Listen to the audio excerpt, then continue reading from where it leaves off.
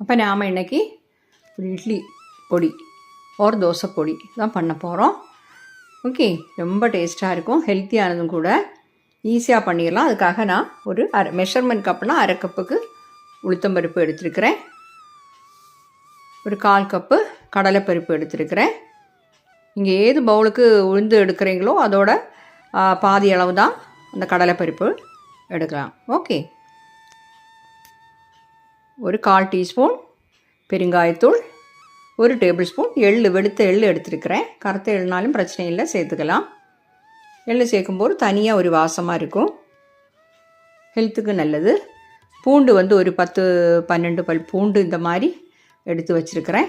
ஒரு 15 காஞ்ச மிளகாவும் எடுத்துருக்கிறேன், காரம் உள்ள காஞ்ச மிளகா. அப்போ இவ்வளோ தான் நம்மளுக்கு தேவை. கொஞ்சம் கறி லீவ்ஸும் வேணும். இந்த கறிவேப்பிலையும் இந்த பூண்டு எல்லாம் போட்டால் தான் நம்ம தோசை பொடிக்கு நல்ல டேஸ்ட்டாக இருக்கும். ஓகே, இப்போ இந்த மாதிரி பூண்டு இதோட தோல்லாம் இப்படி எடுத்தால் போதும், இப்போ கம்ப்ளீட் எடுக்கணும்னு கிடையாது. இப்போ அதுக்காக நான் ஒரு பேன் சூடு பண்ண வச்சுருக்கிறேன். அதில் 1 ஸ்பூன் ஆயில் சேர்த்துக்கோங்க.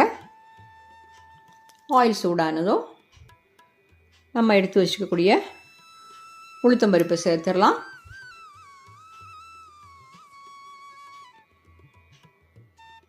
அதோட கடலைப்பருப்பையும் சேர்த்துட்டோம்.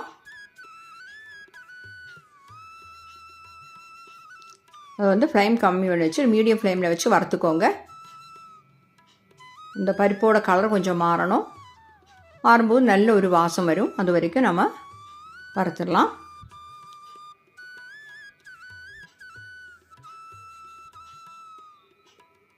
ஒவ்வொருத்தரும் ஒவ்வொரு விதமாக இந்த மாதிரி பொடி பண்ணுவாங்க.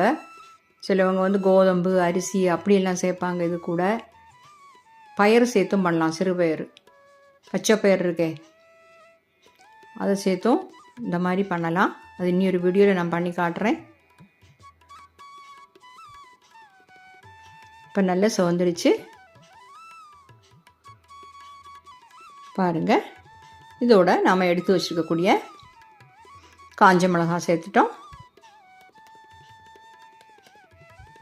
பூண்டை சேர்த்துட்டோம், எள், பெருங்காயத்தூள், கறி லீவ்ஸ் எல்லாமே சேர்த்து நல்லா வறுத்துடலாம். இப்போ ஃப்ளேம் கொஞ்சம் கூட கம்மி பண்ணி வச்சுக்கோங்க, ஒன்றுமே கருகிராமல் பார்த்துக்கோங்க.